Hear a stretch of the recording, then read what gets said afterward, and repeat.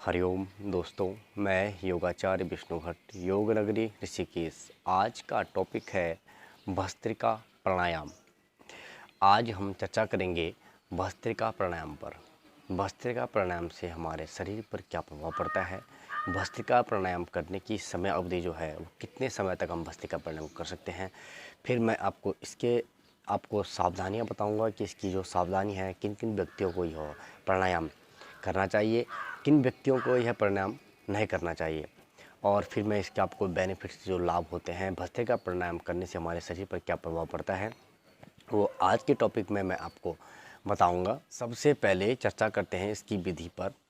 भस्त्रिका प्राणायाम में दोनों नासिका द्वार से लंबी गहरी श्वास को तेजी से अंदर ले जाता है और लंबी ही गहरी श्वास को तेजी से ही बाहर छोड़ा जाता है। जिस स्थिति में हम श्वास को अंदर लेते हैं उसी स्थिति में हम श्वास को अपनी बाहर छोड़ते हैं। इसमें मैं अगर आपको आसन बताऊं, इसमें कोई एक आसन आपका ये नहीं है कि आप इस आसन में इसको कर सकते हैं। आप सिंपल क्रॉस लेग करके सुखासन, पद्मासन और वज्रासन, किसी भी ध्यानात्मक आसन में आप इस प्राणायाम को कर सकते हैं। आप वज्रासन लगा सकते हैं, आप सुखासन, आप अर्ध पद्मासन इस तरह आप लगा सकते हैं। राइट लेग को लेफ्ट थाई पर रखना है। अगर आप पद्मासन लगा सकते हैं तो बहुत ही आपके लिए लाभदायक होगा। लेफ्ट लेग को राइट थाई पर रखना है और राइट लेग को लेफ्ट थाई पर रखना है।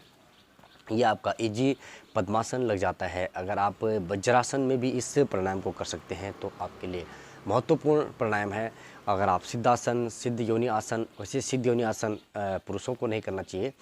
अगर आप सिद्धासन में इस प्राणायाम को कर सकते हो तो सिद्धासन में भी आप इस प्राणायाम को कर सकते हो। सुखासन, पद्मासन, कोई भी एक आसन ऐसा आसन होना चाहिए जिसमें आप सुखपूर्वक लंबे समय तक बैठ सकते हैं। वो आसन आपके लिए सबसे महत्वपूर्ण आसन माना गया है।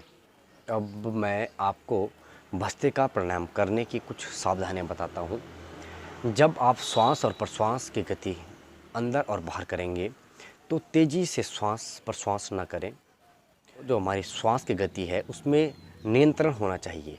तेज़ी से श्वास को ना करें, श्वास की गति में नियंत्रण होना चाहिए और अपने शरीर को ज़्यादा ना हिलाएं। ये जो प्राणायाम है ये हमारे दोनों नासिका क्षेत्रों से हम श्वास को लेते हैं और दोनों नासिका क्षेत्रों से श्वास को बाहर छोड़ते हैं। इसमें हमारा मुंह बंद रहता है। तो इसमें जो हमारा मेन जो पार्ट्स काम करता है, हमारा उदर प्रदेश, जो हमारा पेट है, नाभि चक्र है, हम श्वास को लेते हैं तो अंदर बाहर हमारा जो नाभि प्रदेश है वो अंदर बाहर होता रहता है। गर्भवती माताओं और बहनों को भस्त्रिका प्राणायाम नहीं करना चाहिए, या किसी का भी हाल ही में जैसे हमारे उत्तर प्रदेश पेट संबंधित कोई ऑपरेशन हुआ हो तो उनको भी भस्त्रिका प्राणायाम नहीं करना चाहिए। भस्त्रिका प्राणायाम, क्योंकि भस्त्रिका प्राणायाम जब हम करते हैं इसमें श्वास और प्रश्वास की गति तेज़ी होती है तो जो हमारा ऑपरेशन वाला पार्ट है उस पर इसका इफेक्ट जाता है। तो इसलिए जिनका अभी हाल ही में ऑपरेशन हुआ हो या गर्भवती महिलाएं या माताएं बहनें जो भी हैं तो उनको यह प्राणायाम नहीं करना चाहिए। गैस्ट्रिक और मिर्गी पड़ने की समस्या हो तो वो भी इस अभ्यास को ना करें। गैस्ट्रिक अगर किसी की समस्या है या मिर्गी पड़ने की समस्या अगर किसी को है तो उनको भी यह प्राणायाम नहीं करना चाहिए। खाना खाने के 3 से 4 घंटे बाद इस प्राणायाम को करना चाहिए। और पित्त संबंधित रोग के अगर कोई रोगी हैं तो वह इस प्राणायाम को या तो डॉक्टर की सलाह पर या किसी अच्छे योग विशेषज्ञ की सलाह पर इस प्राणायाम को कर सकते हैं। भस्त्रिका प्राणायाम हमारी बॉडी में एक हीट एनर्जी उत्पन्न करता है।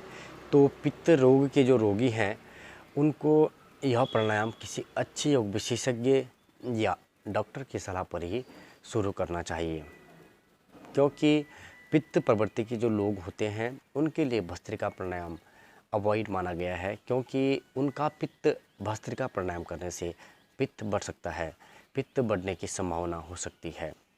जिनको हर्निया और अल्सर की समस्या होती है उनको भी भस्त्रिका प्राणायाम नहीं करना चाहिए।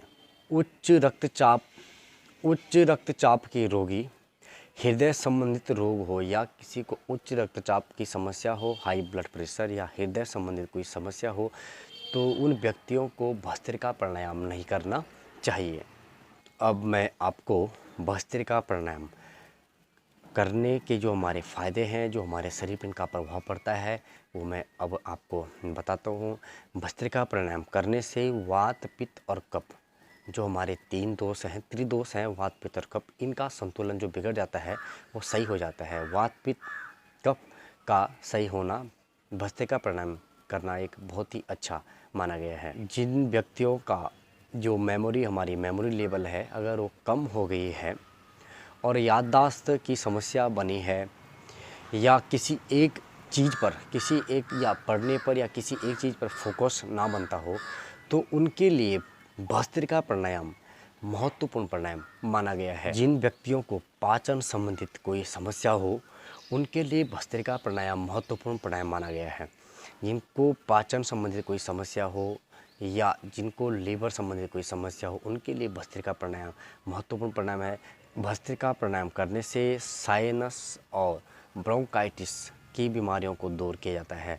अगर आप भस्त्रिका प्राणायाम करते हैं तो साइनस और ब्रोंकाइटिस जैसी बीमारियों को आप दूर कर सकते हैं। भस्त्रिका प्राणायाम आलस्य, अनिद्रा, अस्थमा जैसी जीर्ण बीमारियों को दूर करता है। अगर आप भस्त्रिका प्राणायाम अपने रूटीन में दिन प्रतिदिन करते हैं, अगर आपको आलस्य की समस्या हो, अनिद्रा की समस्या हो या अस्थमा की समस्या हो, तो अगर आप दिन प्रतिदिन भस्त्रिका प्राणायाम करते हैं तो आपकी इन समस्याओं से निदान पाया जा सकता है। अब मैं आपको भस्त्रिका प्राणायाम करके बताता हूँ कि आप किस आसन में, किस मुद्रा लगाकर, कौन सी मुद्रा लगाकर आप किस आसन में इस प्राणायाम को कर सकते हैं। आप चाहें तो मेरे साथ ही इस प्राणायाम को कर सकते हैं, या आप वीडियो पॉज करके, वीडियो को रोककर आप इस आसन को लगा सकते हैं। आप मेरे साथ ही इस प्राणायाम को कर सकते हैं। हाथों का रखेंगे ज्ञान मुद्रा में। भस्त्रिका प्राणायाम एक महत्वपूर्ण प्राणायाम है। जब से जन्म होता है और जन्म से लेकर मृत्यु तक श्वास और प्रश्वास की गति हमारे शरीर में बनी रहती है, तो इसलिए हमें भस्त्रिका प्राणायाम पर ज़्यादा फोकस करना चाहिए, क्योंकि हमारी श्वास और प्रश्वास की गति का लेवल बनाता है। हम जितनी लंबी श्वास लेते हैं और जितनी गहरी श्वास को छोड़ते हैं, उतनी हमारी आयु की बढ़ोतरी होती है। जितनी हम छोटी श्वास को लेते हैं और जितनी हम छोटी श्वास को छोड़ते हैं, हमारे आयु में कटौती होती है।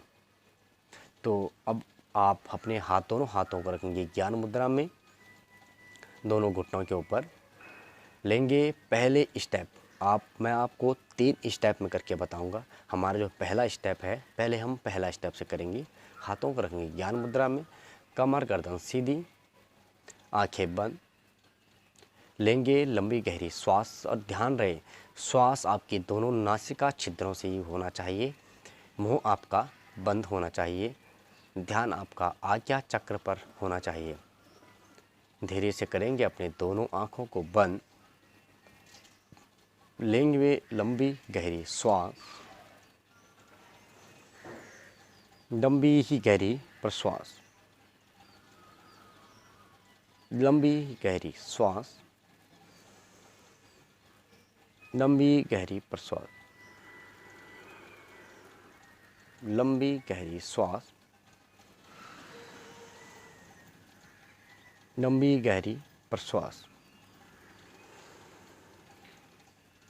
धीरे से अपनी आंखों को खोलेंगे। 3 बार आप करेंगे लंबी गहरी श्वास और लंबी गहरी ही प्रश्वास। अब आपको मैं दूसरा स्टेप बताता हूँ। जो बिगिनर है उनको पहले स्टेप से शुरू करना चाहिए, फिर उनको दूसरे स्टेप पे आना चाहिए, फिर उनको थर्ड स्टेप पे आना चाहिए। फर्स्ट, सेकंड और थर्ड स्टेप बाय स्टेप आपको भस्त्रिका प्राणायाम करना चाहिए। सेकंड स्टेप में स्थिति आपकी वही रहेगी, हाथों की स्थिति, आसन की स्थिति, कमर गर्दन सीधी, आंखें बंद, ध्यान आपका आज्ञा चक्र पर ध्यान करते हुए श्वास को लेंगे दोनों नासिका छिद्रों से, मुंह आपका बंद होना चाहिए। हल्की हल्की श्वास को लेना है, हल्की हल्की श्वास को बाहर छोड़ना है।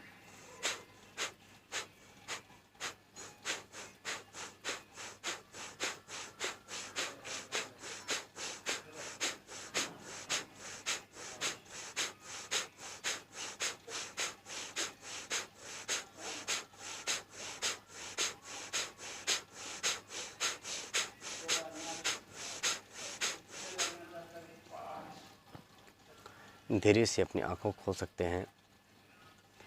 आप चाहें तो आंखें खोलकर 1-2 राउंड इस अभ्यास को कर सकते हैं। और जब आप 1-2 राउंड अभ्यास को करेंगे, फिर अपनी आंखों को बंद करते हुए ध्यान को आज्ञा चक्र पर लगाते हुए फिर इस अभ्यास को आप कंटिन्यू कर सकते हैं। आप 4 से 5 मिनट अभ्यास कर सकते हैं और उसके बाद हल्का सा इनहेल और एक्सहेल लंबी गहरी श्वास को लेना है, नॉर्मल ब्रीथ लेना है और फिर श्वास को छोड़ना है। फिर आप दोबारा से शुरू कर सकते हैं। अब मैं आपको थर्ड स्टेप बताता हूँ। जब हम हाथों को ऊपर करेंगे, अपनी मुट्ठियों को खोलेंगे और नीचे लाते समय हम अपना जो मुट्ठियाँ हैं क्लोज। आपका जो पोस्चर है इस तरह होना चाहिए, कमर गर्दन सीधी, हाथ स्ट्रेट, आपके शोल्डर से होते हुए ऊपर स्ट्रेट जाने चाहिए और उसी तरह आपके हाथ नीचे आने चाहिए इस तरह।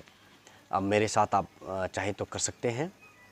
करेंगे आंखें बंद, ध्यान रहे कि जो आप श्वास को लेंगे और छोड़ेंगे, नासिका छिद्रों से आपको श्वास को लेना है और छोड़ना है। मुंह आपका क्लोज होना चाहिए। आप मेरे साथ कर सकते हैं।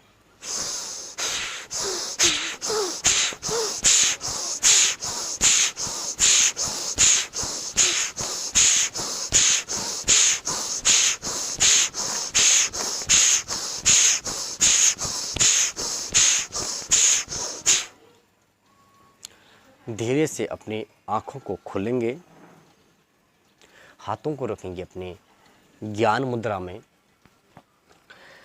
3 बार करेंगे लंबी गहरी श्वास और लंबी ही गहरी प्रश्वास। आंखें बंद, कमर गर्दन सीधी, इन्हें लंबी गहरी श्वास, एक्सेल लंबी ही गहरी प्रश्वास। सेकेंड टाइम, लंबी गहरी श्वास, लंबी ही गहरी प्रश्वास। लंबी गहरी श्वास, लंबी गहरी प्रश्वास। धीरे से अपने हाथों को जोड़ेंगे अपने चेस्ट के सामने, अपने छाती के सामने, रब करेंगे अपने दोनों हाथों को, करेंगे दोनों हाथों का घर्षण, तेजी से करेंगे घर्षण, लगाएंगे अपनी दोनों आंखों पर, करेंगे एनर्जी का निर्माण अपने चेहरे पर, अपने चेस्ट पर, अपनी थाई पर। धीरे से अपने हाथों को रखेंगे अपने घुटनों के ऊपर, धीरे से अपनी आंखों को खोलेंगे। आज के टॉपिक में मैंने आपको भस्त्रिका प्राणायाम से हमारे शरीर पर क्या प्रभाव पड़ता है वो मैंने आपको उसकी विधि बताई, उसकी समय अवधि बताई, कितने समय तक आप भस्त्रिका प्राणायाम कर सकते हैं और कौन से आसन में आप भस्त्रिका प्राणायाम कर सकते हैं और कौन सी मुद्रा आप इस प्राणायाम में लगा सकते हैं। उसके बाद मैंने आपको कुछ इसकी सावधानियां बताई, किन व्यक्तियों को भस्त्रिका प्राणायाम करना चाहिए और किन व्यक्तियों को भस्त्रिका प्राणायाम नहीं करना चाहिए। उसके बाद मैंने आपको इसके जो बेनिफिट्स हैं, जो हमारे शरीर पर इनका महत्वपूर्ण प्रभाव पड़ता है, वो मैंने आपको बताया कि किन व्यक्तियों को इसका सबसे महत्वपूर्ण प्रभाव पड़ता है जो इस प्राणायाम को दिन प्रतिदिन करते हैं। तो इजाज़त चाहता हूँ। मैं योगाचार्य विष्णु भट्ट, योग नगरी ऋषिकेश। प्लीज़ चैनल को लाइक, सब्सक्राइब और कमेंट जरूर करें। जो हमारे दोस्त हमसे नए जुड़ रहे हैं, प्लीज़ आप चैनल को लाइक, सब्सक्राइब और कमेंट अवश्य करें।